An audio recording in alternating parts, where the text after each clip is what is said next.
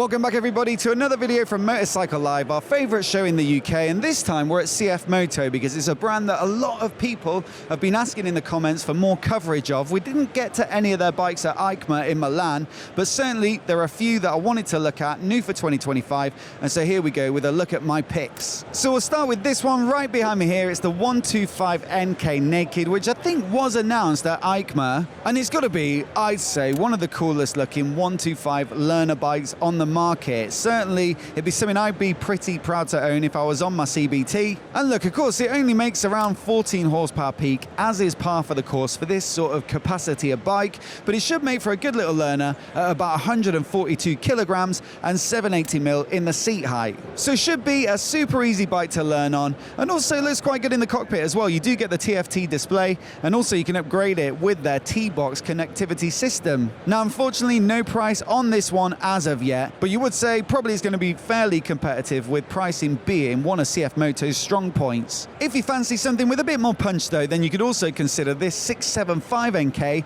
another new naked bike from CFMOTO, and this one gets their brand new 675 inline triple, so probably going to feel like a good competitor for something like the Trident 660 from Triumph, but it does make a bit more power. So this one is about 90 horsepower they're claiming, as opposed to the 80 of the Triumph, and there's 70 newton meters of peak torque on tap. As for the sort of componentry as well, it's looking pretty tasty. It's got adjustable suspension front and rear. You've got radial full piston brakes from J1, and at 175 kilograms dry, you'd expect it'll probably come in around the 190 mark wet, and so I'd fully expect this one to be a really nice, easy bike to ride out on the road. It's 810mm in the seat height, so right on the money for this sort of middleweight naked bike. And as for the tech, well, it's pretty well featured as you'd expect. So TFT dash, traction control, ABS, connectivity is an option, and LED lighting all round with that striking looking daytime running light at the front end. Again, unfortunately, no price on this one as of yet. They haven't really even confirmed the full specs, but this part of the market with the MT-07, the Trident, the Honda Hornet, you know,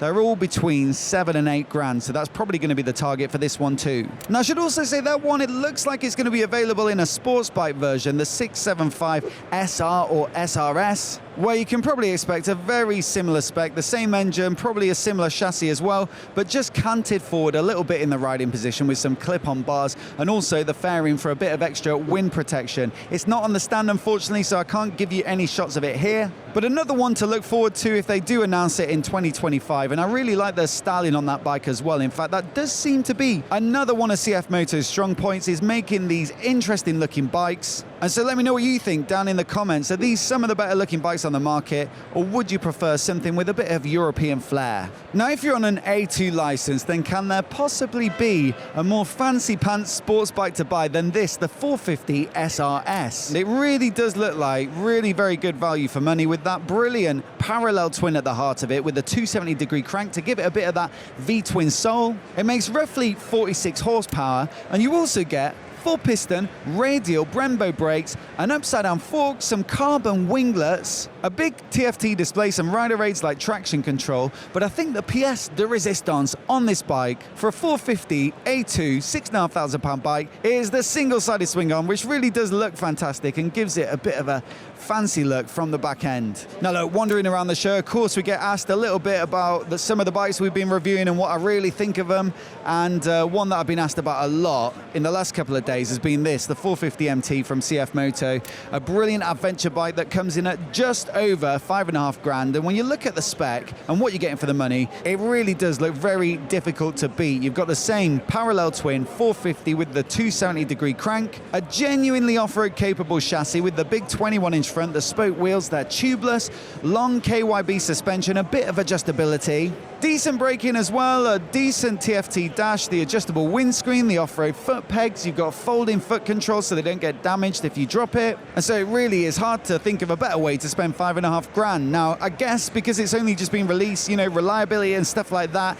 is still a bit TBC, but for the couple of weeks that I borrowed one, I certainly enjoyed it, and the star of the show for me has to be that engine. In a market where you've got a lot of 180-degree cranks in the smaller parallel twins, that 270 just gives it a lot more of a pleasant feel, and it does have a meaty note at the exhaust that makes it really fun to ride when you do get on the throttle. Nothing new for 2025, but just wanted to recap on that one because it is truly, I would say, the bike I've been asked about the most. Now also, getting a bit of attention though, we do have this 800 MT, so this is the 800 MTX, again another one that was shown at EICMA, and this is a bit of a preview, although I do believe it is going to be going into production fairly soon. Now it's not a massive leap of the imagination to see what this bike is about, because of course CFMOTO are very closely tied with KTM and share some of their production. So this one's heavily based upon the existing 790 Adventure with that brilliant parallel twin at the heart of it, and it's believed to make around 94 horsepower peak, which, yeah, like I say, same as the 790 Adventure. You've also got that signature low-hanging KTM fuel tank, which makes these bikes feel very stable, even if you're riding them off-road at lower speeds. The 21-inch front, the 18 rear, the spoke wheels, it's got the tool suspension, the J1 brakes again, and apparently this one weighs in at 220 kilograms curb.